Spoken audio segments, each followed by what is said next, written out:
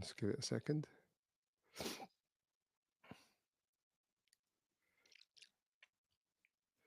Right. I think we can go. I think we're live, mate. Awesome. We're live. Yeah. Excellent. Good. Welcome, guys, to the Project Flux podcast. James is back. He was away on leave Yeah. last Friday. James, you're looking very tan. I've got a bit of a tan. I did get even despite putting some suntan lotion on, I did end up with a bit of a tan. It wasn't massively hot there. I just got back from Malta, for those wondering. It was actually about the same weather as here in the UK, but Oof. it's different. It's actually, you could actually see the sun, and we went out on a boat and everything, and I got myself a little bit suntan. So a little bit sunburnt. So first sunburn of the year, but it was very, very good. But the problem is I've come back and it was like the one time in the year that I switch off all my comms and all my devices, so I know nothing. So I'm looking forward to this podcast as much as all the listeners, hopefully, to find This out is what I was what's going to been ask going you. on. Did you manage to actually turn off and unwind? I did. I literally turned everything off. I didn't check any emails. I didn't check any social media. So I'm in a massive state of FOMO at the moment and have no idea what's happened. You might tell me there's been some earth-shattering news, so I'm quite looking forward to that. Well, what have you heard since you've come back? Anything interesting? I've heard the only thing I've heard whilst I was away was that well, I found this out because I did go on to Claude's for some research whilst I was there to try and find something to do. There was two points I used AI when I was on holiday. One was Claude, and I realised that they've got this new. There was a sign that said they've got web search now in Claude, which is awesome because I think that was the big thing that was missing from Claude for me, the ability to search the web and have real time information. The other thing I did, I was with a friend of mine, and for a bit of fun, this shows a little bit how sad we are, but I managed to create a custom GPT of a friend of mine who is quite a funny guy. But we managed to record him with all his sayings, all his catchphrases, and then use that for lots of laughs and giggles throughout the holiday. Was it actually like him though? It was like scarily so, scarily to the point we said we're not going to invite him next year because we don't we don't need him. Well, less money, right? Well, let's stick on the rather than going straight through every single story. I think, like you mentioned, we saw the Anthropic story. Yeah. And it's one that we've talked about a few times. We didn't quite understand why Anthropic didn't have search within Claude 3.7, but it's now here. So real-time web search capabilities. So you can move beyond, static AI knowledge that people have been frustrated with. Everyone wants up-to-date data, right? Yeah. Yeah. But it comes with the API with the subscription starting at £20 per month for basic access, but it does bring current insights into your workflows. Now, Yeah. there's a few things that can do. Obviously, with connecting to the web, you can get instant data verification. You can connect to sources. It allows you to manage things like risks more effectively. You can keep up to date with the latest news, quantitative and qualitative data. So I guess all in all, you can be more productive. James, what Yeah. do you think took them so long? I've got no idea. It was an obvious gap, and it wasn't just it also didn't work with links, did it? So if you'd put a link in, it was. So I'm assuming that it's going to fix that issue as well. Uh, I think they position. We've talked about quite a lot about these models all positioning themselves slightly differently, and it was very creative, Claude, and I think. It didn't see it as a priority for the real-time information. So the workaround, which we've talked about a few times, was when I needed kind of search information, I would use Perplexity or ChatGPT with the search, and then put that into Claude very often to get a much more crafted and human feeling response. So obviously, hopefully, I don't need to do that anymore. And this really has got me thinking maybe I change my subscription because I don't like having more than sort of one or two subscriptions at a time because I just won't use them all. This is the first time in a long time I'm thinking that I might actually take off my ChatGPT subscription and move to Claude because it's effectively going to be able to do everything that ChatGPT can. Or apart from the deep research, does it have deep research? I can't remember. It might not, but Yeah, I mean, I can't see why you can't build that functionality in though. yeah. So they are a little bit behind, but I think often that's because when they do release it, it tends to be better. They tend to be top of the tree. They're top of the benchmarks, but not just on the benchmarks, on the actual usage, the consumer usage. People seem to be very, very protective of Claude, and the coding ability, for instance, is top notch, and we know And that they've built a strong brand, they right? built a strong And brand. what works really well, because I was considering actually moving over to Anthropic myself, again, switching Hmm. costs low, and it's quite capable, and it's got a good personality, right? All the way from the Golden Gate Claude through to today's version. Yeah, Um, exactly. but one thing I picked up on, it wasn't so this update itself is quite typical, right? I mean, Mm, we're taking these things we're taking these things as if they should just be native to AI mm, now, even though Perplexity was the standout performer a while back, and there was no other competitor which could connect to the internet. Even when ChatGPT did it, there was some teething issues and a mm. few of the other solutions. Now, what Anthropic have also done, which we haven't actually put in the newsletter, which goes out tomorrow, but they have a thing called a think tool. And I was discussing this with Rithvik today. And effectively, when you have a large language model, Yeah, and you prompt it, it will have a chain of thought, right? So these reasoning models have a chain of thought, and you're yeah, actually and you see it actually stream down, don't you, with most of them? and you're advised to not really mess with the chain of thought as such and just let it do its thing, right? You know, it's been Yeah, optimized to be able to give you the right output and infer from the prompt you've given it. They've added a new think tool in now whereby there is an instruction to the reasoning model to actually, when it receives new information through search or using one of its tools, it will log what it's found and append it onto the information that it's processing. And then yeah, with the system prompt, you can actually get the model to look back at the information, the newfound information that it's worked through, and use that in its reasoning. So it's like thinking on the fly. And that yeah. wasn't a thing Okay. before, right? Yeah. Well, they're quite innovative. So there's that, and then of course what we talked about last week with the MCP, the Model Context Protocol, that was their invention as well. And I've seen some incredible use cases for that. So they do push the boundaries, and this is like a really good example of the AI arms race for good, like pushing really useful features in compared to it for bad, where people are just releasing models without thinking through some of the implications. So I think they're very socially conscious as well, Anthropic as well. Yeah, and the example that I gave, because I was looking at this and I thought, how could you actually frame this within a project context, right? Mm. So the way that I saw it was, let's say you are writing a procurement report Mm. and you have a few vendors, of which have different, benefits and a few negatives, and you have to suggest which one you should look to procure. Now, you don't really know the metrics in which you're appraising these different vendors because it can be dynamic, right? You might not have a clear scoring mechanism. If you have an LM, with a tool which can understand how to score these things, you have to take that context now in that new Mm. framing, in that new bit of information that you've learned. You have to apply it to every single vendor. So it's Yeah. working with newfound information or information you've set at the start. And I think Mm. that's very different. And I think in a project context, that's incredibly useful. But it also can be one plausible solution for people who are struggling to maintain context across large documents. I've seen Yeah. that quite a bit. People trying to maintain context across, hundreds and thousands of documents, trying to analyze them with large language models, and it isn't working. The Yeah, and the context memory that you lost. feature often doesn't do it justice, does it? Because that's quite high level, the memory feature, rather than what you're talking about. Exactly. So that's something that Anthropic have released recently. They're breaking new ground. They're finding new pockets of innovation in and Hmm. amongst the major breakthroughs. And I think they just tend to release things when the others don't. It's almost like they don't release when the others do, and Yeah. the others don't release when they They do. play So by their own rules, don't they? They've got a very, and that's what I quite like about them. They've got personality. So for those listening who've never had a go with Anthropic Claude, definitely have a go because, as I say, you don't need to get into the kind of I am a Chat GPT guy or I'm a Grok guy. You can use all of them. I have them all open in my tabs. I mean, you don't. The good thing is because they've all got free tiers, you don't need to pay for all of them.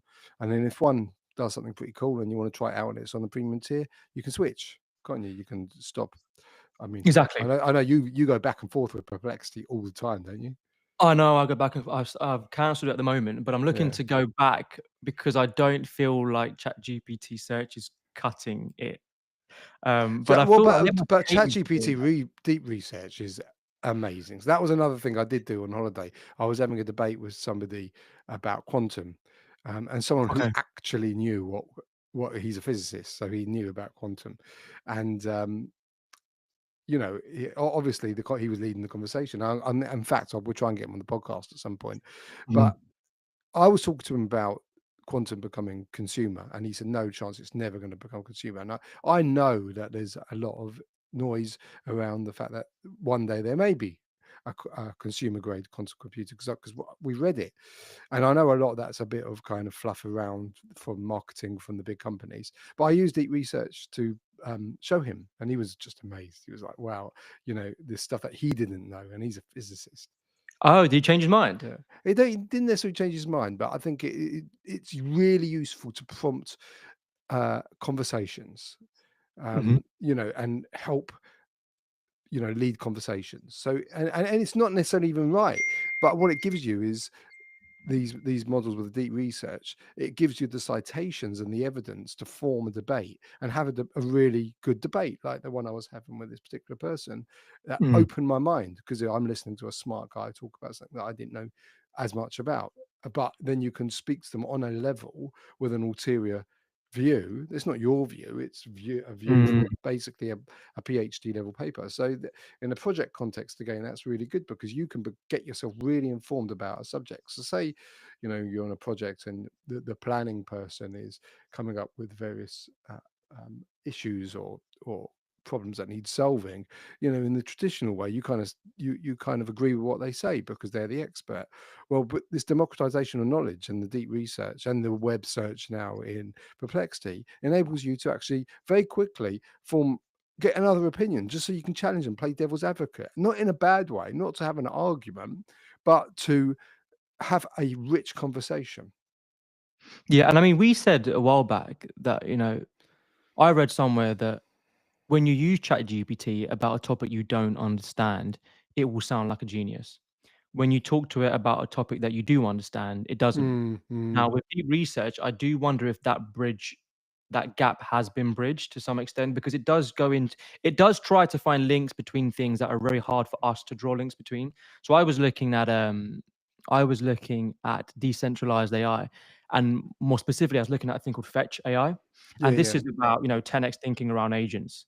So it's Mm, not like agentic workflows where you can just control typical workflows. These are agents which can find other agents and they can mm, actually transact with crypto and all these different things. So this is where you move into full autonomous agents. And I was yeah, looking at this, I was trying to understand, do I look at this? Do I build with this? Do I focus more on things like LangChain or mm, NAN and these different kind of agent frameworks? And it was really, even though these things went apples to apples in comparisons, it managed to draw comparisons quite well. mm, mm, Um, mm, but this, moving from complex to technology like quantum yeah, to NVIDIA or yeah, NVIDIA, right? So I was yeah. What is it contemplating. actually? Is it NVIDIA or NVIDIA? I've heard I think both, it's but NVIDIA. I always thought it was yeah, NVIDIA when I was a kid when I was looking at the gaming yeah, chips, but I think yeah, it's NVIDIA. yeah, And I wasn't really going to talk about this story because they're very heavily focused on the technical elements, right? The hardware that they build, the chips, the GPUs, and it yeah. might not always apply in the context of project delivery. But when Jensen Huang goes on stage, it's awesome because he doesn't use any scripts. He's completely He's open mic, right? brilliant. He is brilliant. He's captivating, I'd say. So he came in and he showed the different CPUs, GPUs, and the Blackwell chips. And effectively, to sum it up, they have now squeezed so much power into these different types of hardware that we will be able to run agentic workflows a lot more effectively, agentic systems, but more so physical AI. So when I was looking at this, the news around AI which they covered, one was a partnership with GM, which is a car, and to Yeah, drive these, so fully self-driving cars, they are partnering with NVIDIA to set up the AI infrastructure. for the So this cars, is, for the actual self-driving mechanisms. yeah, not just the Yeah, cars, but it's inside the cars yeah, for GM in terms of their enterprise, for operationals for yeah. work, but also AI manufacturing. So Oh, NVIDIA, okay. when they step in, they land and expand, right? They don't have these verticals. They do Yeah, everything. And you can yeah. see this in this keynote that they delivered. The other development that they had was when they showed some rendering. They showed rendering of a scene. And of that rendering, it was a beautiful graphics like that you'd get in gaming. Probably the sort of graphics that will cause your high-end computer to crash, even if you run Yeah. it right, and your frame rates drop all the way down. But it has AI built into it, generative AI element, where 15% of the scene is generated with precision, and it has to be temporally accurate or precise. That's right? got to take a heck of a lot of processing power. Yeah, so they look at all the pixels, and then the AI must around it understand the scene and then generate the rest of the imaging. So that is one thing that they did.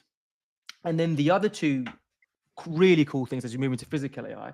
One of them was called, so they've got a technology called Omniverse. I'm not too That clear on what Omniverse is as that a I think technology. that's like their playground, their sandbox, where you can, actually try out some of these things in this sort of virtual reality world, try out some of their technologies. Right, and you can Yeah, model these things, right, and you can train the AI effectively to learn, using reinforcement learning and other techniques. yeah, Now, in the video, they've now coupled Omniverse with Cosmos. Now, Cosmos yeah, is the generative AI component of NVIDIA. So when you have something, modeling or training or simulating in an environment, what Cosmos can do because of its generative AI capabilities is generate different environments, different scenes. And yeah, Jensen Huang said, it creates a grounded, controlled environment which is infinite. So this yeah, allows you to simulate loads of different environments as we move into the world of physical AI. On that, he then reaffirmed or affirmed the notion that physical AI will be the next multi-trillion-dollar industry. yeah. Without a doubt, I think that I read something somewhere saying this feels like the Bitcoin moment for robotics, Yeah. which it kind of does, doesn't it? It's like if there was a way. It's fair. The problem is, how do you invest in it if you're an investor? Because most of these companies aren't public, so it is through NVIDIA or through Tesla and things like that, where they've got massive uh, part to play in the production of these physical AI and these robots. Yeah, and I mean, you look at, and this is kind of far-reaching, but you look at some of these simulations you get where they're manipulating the environments, creating different scenes, so you can simulate different scenarios. You can apply that within the project context, right? Yeah, yeah, yeah, exactly. So they basically called that combination of Omniverse and Cosmos as the physical AI digital twin operating system, There you is what go. they've called it. Okay, So yeah, it's another angle where NVIDIA lead and they are pressuring others, but they do it in a very collaborative way. So they have another collaboration. Now, they've called the group Newton, and it's with three yeah. companies, so NVIDIA, and interestingly enough, because robotics is heavily focused on reinforcement learning, DeepMind Okay. and Disney. So DeepMind, which is of course owned by Google, Yep. which is interesting. So they've used this as Yeah, part of their Isaac simulation environment or that yeah, sandbox, whatever that technology is. And in that, they actually showcased Blue. So yeah. I love we will this. go into the video, James, if you can get the Yeah. video up. So we'll just show Do you want me? Blue, and Blue Do you want me to is, show Blue?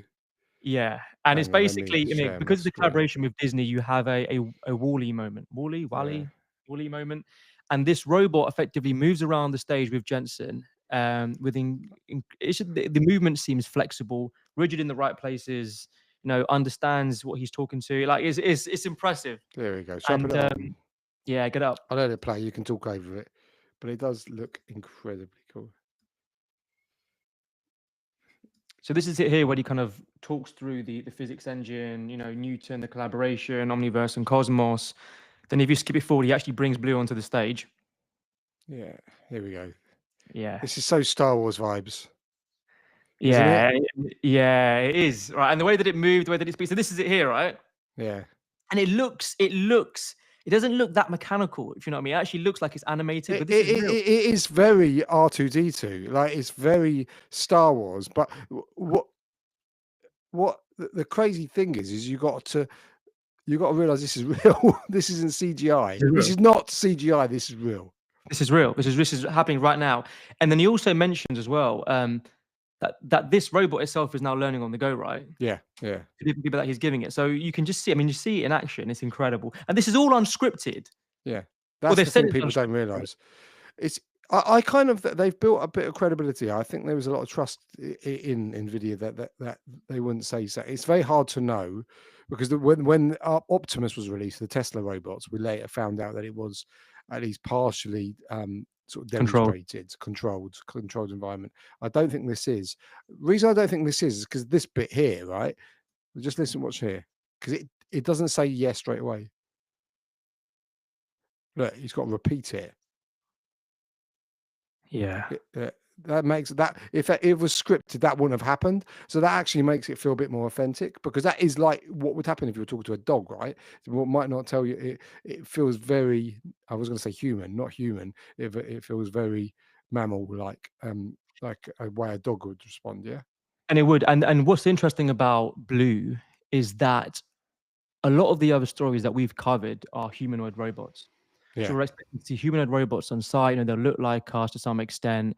They'll be biological, anthropomorphic in some sense. Yeah. But this is an example where robots might not be. They can be specialized to do the task that we need them to do, and they might not look nothing like humans. And it doesn't Um, need to. It doesn't. That's the point. Like, and people keep reminding me that the Teslas and he talks about the GM cars now. They are effectively humanoid robots on wheels. They just happen to have wheels instead of legs. So it's all part of the humanoid robot. I think people are underestimating how massive robotics is going to be. I still think people think it's something that's going to be very much kept to the factories. Rather mm, than become part of our homes, and we may be wrong, because with all the stuff we talk about, we are future gazing, and we're kind of grappling with what, extrapolating where things might go. So we could be totally wrong, but is I've that the got crux of it, though? That is too good to be true. It sounds a bit too unrealistic. it does. I think people look at something like that and say, "Yeah, it looks great," but it's not for us. But imagine people's reactions when they first saw the iPhone. Like it was, people were like, say, I remember people were saying it's ridiculous. Who's going to buy one of those? Why, when I've got a BlackBerry and I've got a keyboard.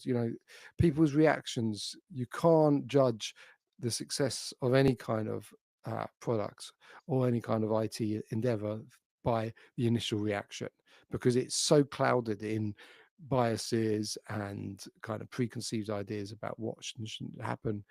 But I think, well, the number one thing is so much money's going into this, that Mhm, wouldn't happen if there wasn't something to it. And secondly, I always think, is this going to be genuinely useful? Like, the iPhone was amazing because it was genuinely useful. All of a sudden, you had this all powerful tool in your pocket that could do anything. And when people understood it, and it took a while, because it took a good 3 or 4 generations before it came really, really massive. I think it'll probably be the same with robots, but when people actually realize that they might be able to have something which either helps them at home, unpacking, shopping, and cooking and all that stuff, or in the workplace, mhm, actually uh, gets over the skill shortages, particularly that we have in the construction industry, mhm. um, it's going to be very, very difficult to ignore. So Yeah, it's and good. like we said, there are things around labor shortages, and we have to be able to do more if we want to thrive, in the bigger picture as a civilization. And you just Yeah. touched on it there. We won't go into this story too much because I actually want to see what the Boston company are doing. Shall I Um, put that on? Shall I put the if you get Boston that one video up, on? and in the meantime, I'll just talk to some of Yeah. the investments. So we had Project Stargate. So Yeah. OpenAI, we're getting a lot of backing from Microsoft and other companies. But now, as of the 19th of March, 5 days ago, NVIDIA, Elon Musk, surprisingly or not, BlackRock, Microsoft, and Abu Dhabi's MGX have just unveiled $30 billion dollars in AI infrastructure fund. So it's Yeah. another strategic initiative which will push the creation of AI factories. Now, Jensen touches on AI factories within the NVIDIA keynote, so have a look at that. But Yeah. it shows you that the investment is going into the infrastructure. There's no going back. And the bubble bursting, if it does burst, might be significant, but we'll have to wait Mm. and see. So this is Boston Dynamics Atlas. Now, Okay. Atlas has Shall I been around play? for a while, but this um, example, I'll play. what just to focus on here is the fact that it's dexterity, right? It can walk, crawl, run. Like it used to be able to just climb over a few things, run somewhat, land, posture up, has decent gait. But I mean, Look at look at the that. way that it So stops, right? The human like. locomotion is so human, like yeah, Yeah. exactly. So human. And they've, this is, again, this isn't CGI. This is real. And it's learned this. It's learned behavior, right? For some Look reason, at I don't that. know if I have some sort of psychological bias, but when I saw the climbing, I thought of the military. Yeah. Oh, yeah. Well, it looks buff, doesn't it?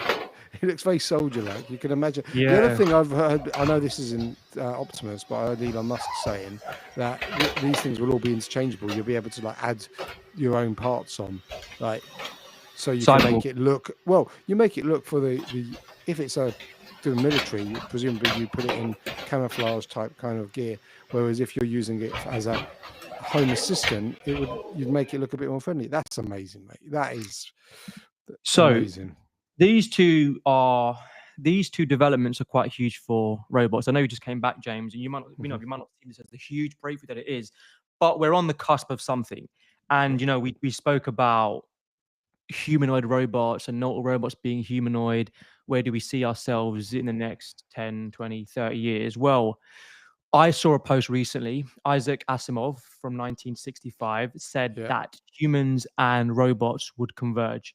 And we've discussed this a few times because I always assumed that from a thought perspective, humans and robots would diverge. I think midpoint last year when I wrote Well, that essay.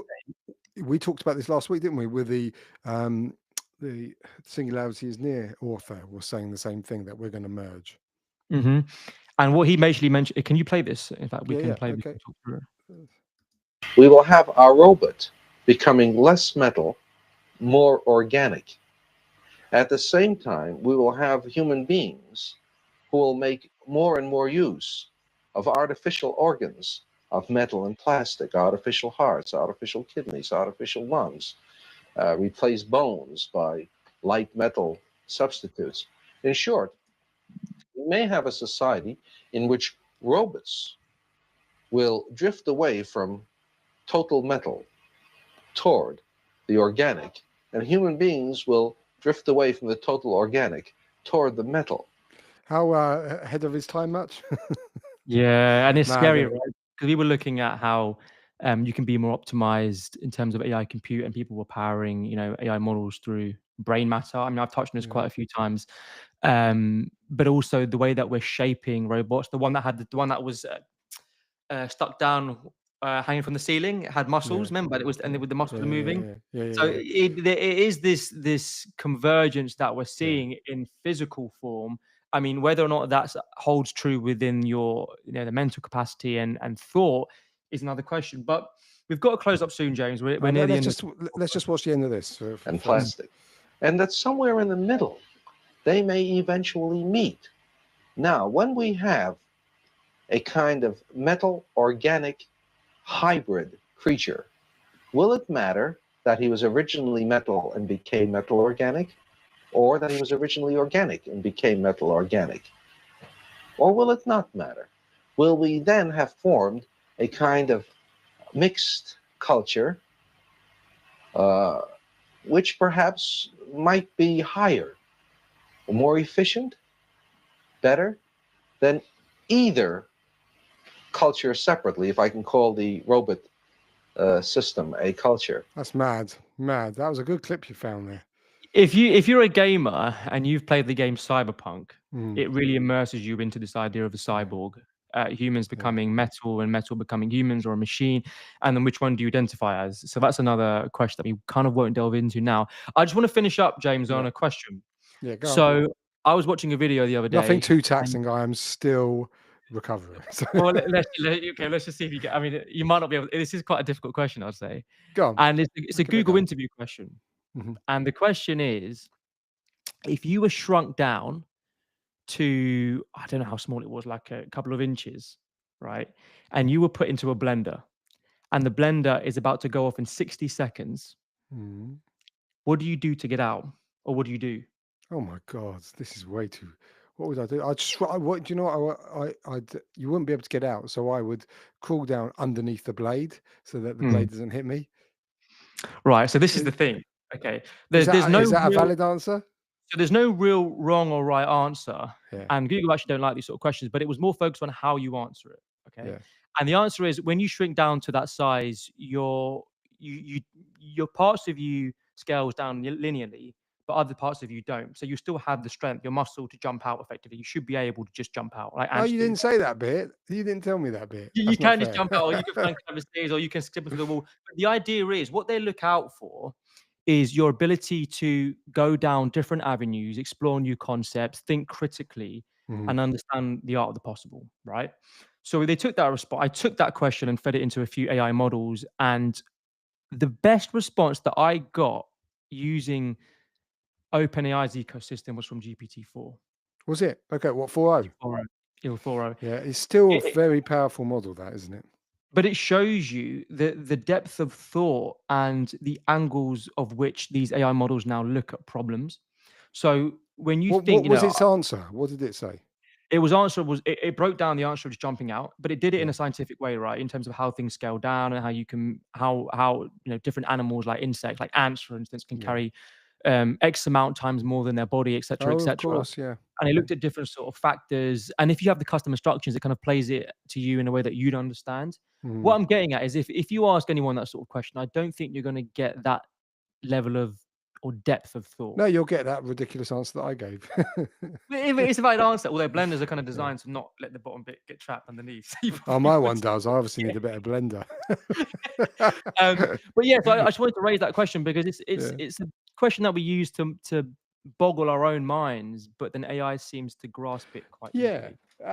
and that's the thing, right? Is that's what you can use these models for, where you Mm. need something different than normal human response. I do, actually, there is one thing I want to raise. There was one thing I found. I'm trying to see what it was called.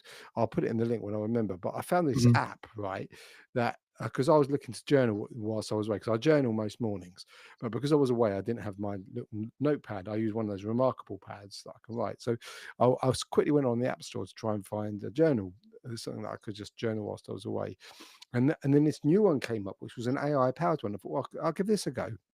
And it's amazing because what it does is it's trained it. I think it must be using GPT as the underlying model, but it's trained a bunch of mentors. So at the beginning, when you set it up, it tells you who are your influences. You know, what are your sectors. So if it's tech, Mm. it will offer like Steve Jobs, and it will offer, if it's physics, it will offer Einstein. You know, whatever kind of life it's trained all these personas, and then you put your journal entry in, and then someone, what the appropriate person will reply to you, and it is so good because you can then have a conversation based on your journal entry, which is usually where you're grappling with something. It is That's so interesting. good. It's so good. I mean, I haven't really played with it too much because it's only been a couple of days, but I'll put it up on the show notes for everyone.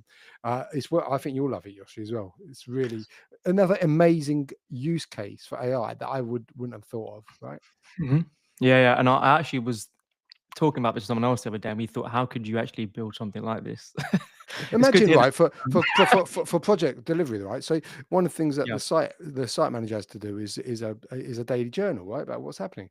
Right, reflect. Yeah, cool. you could easily build one of these for the site manager where he still does his journal, but then he gets some advice back based on whatever you've retrained it with about what to do. Mm. So you might say, oh, the weather's looking choppy tomorrow, and I've had a few people call off sick, and I'm worried about this particular part of the project, and you might have it pre-trained on somebody very specific in the industry, maybe a famous scheduler or a famous developer or something who gives you some advice. I mean, there you go, business opportunity number one, Mm. put given away for free. So it's basically a thought partner, right? Like you It's a mentioned. Oh, thought come back partner. to a thought partner. It's all about that. Exactly, but I hadn't seen it packaged like that yet. I hadn't seen it packaged Mm. as a standalone app. Mm. And I'm going to buy it. I think it's like $2 a month, and I think it's just a really nice way of journaling. It's going to add to your other hundreds and hundreds of subscriptions. I know, man. I've got to go through it. It's I don't want to look because I don't know what I'll find there. No. Probably some Awesome. subscriptions from 2006 that I've been paying. Blockbuster still going. Yeah, probably. I probably there's some companies that are still going just on my subscription alone. Well, James, thank Cool. you for dialing in today. I know you just got back. No, Welcome thank you back. for I holding know the fort. people haven't really missed you because they wouldn't have really known you would have gone away had we not said it. Yeah, I know. Well, there you go. But But we're back now. I did have a very good time, and yeah, we are back. And then I've just going to finish off the newsletter. So for those listening live, the newsletter will be out tomorrow morning, and for those not live, you'll be getting this the day after the newsletter has been published. And then we've got our spotlight series again on Friday. So Mhm. last week's one was fantastic with Dr. Bola Abisogun. So do check that one out if you haven't. Mhm. I can't remember who we got this Friday, but we'll leave that as a surprise for everyone. Definitely. Well, Well, James, thank you, and no, everyone, thank thank you, you for Yoshi. today. And we will catch you live again next Monday. Brilliant. Thank you. Cheers, everyone.